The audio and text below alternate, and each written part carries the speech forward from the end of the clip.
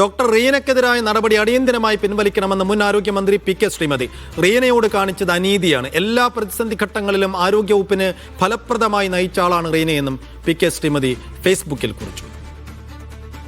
വിജയൻ വായന്തോട് വിശദാംശങ്ങളുമായി. വിജയൻ, നേരത്തെ കെ മുരളീധരൻ ആരോഗ്യമന്ത്രി വന്നപ്പോൾ റീനയെ എന്തുകൊണ്ട് മാറ്റി, വകുപ്പ് തല നടപടി സ്വീകരിച്ചു എന്നതിൻ്റെ കാര്യകാരണങ്ങളാണ് വിശദീകരിച്ചത്. പക്ഷേ റീനയെ അങ്ങനെ ഏതെങ്കിലും ഒരു നടപടിയുടെ ഏതെങ്കിലും ഒരു ഇൻസിഡൻറ്റിൻ്റെ കാര്യത്തിൽ മാത്രം നടപടിയെടുക്കേണ്ട ഒരാളല്ല. വലിയ കോൺട്രിബ്യൂഷൻ, വലിയ സംഭാവനകൾ ആരോഗ്യവകുപ്പിന് നൽകിയ ഒരു നല്ല ഉദ്യോഗസ്ഥയാണ്. അവർക്കെതിരെ ഈ നടപടിയെടുത്തതിൽ ഏത് തരത്തിലുള്ള അമർശമാണ് മുൻ ആരോഗ്യമന്ത്രി പങ്കുവെക്കുന്നത്? വിജയൻ, സൈഫുദ്ദീൻ, അവർക്കെതിരായ നടപടി, ഡോക്ടർ റീനയ്ക്കെതിരായ നടപടി അങ്ങേയറ്റം തെറ്റായതാണ് എന്നുള്ളതാണ് പി കെ ശ്രീമതി വ്യക്തമാക്കുന്നത്. മുൻ ആരോഗ്യമന്ത്രിയാണ് പി കെ ശ്രീമതി.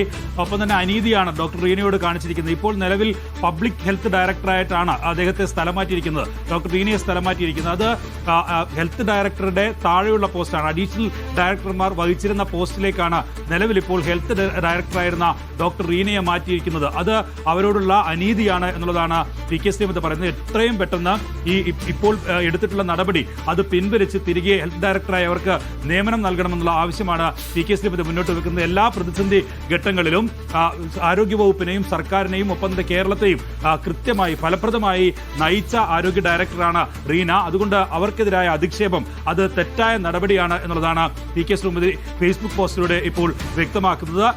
അവർക്കെതിരായ നടപടി അടിയന്തരമായി പിൻവലിക്കണം എന്ന ആവശ്യവും ഉയർത്തുന്നു. നേരത്തെ മന്ത്രി പറഞ്ഞത് ഏതെങ്കിലും തരത്തിൽ നടപടിയായി വ്യാഖ്യാനിക്കാൻ കഴിയുന്നെങ്കിൽ അങ്ങനെ വ്യാഖ്യാനിക്കാമെങ്കിൽ വ്യാഖ്യാനിക്കാം എന്നുള്ളതാണ്. ഒപ്പം തന്നെ കാലാവധി കഴിഞ്ഞിരിക്കുന്നു. 3 വർഷം ആണ് ഡയറക്ടറുടെ കാലാവധി, അത് കഴിഞ്ഞിരിക്കുന്നു. അതുകൊണ്ടാണ് മാറ്റം എന്നുള്ളത്.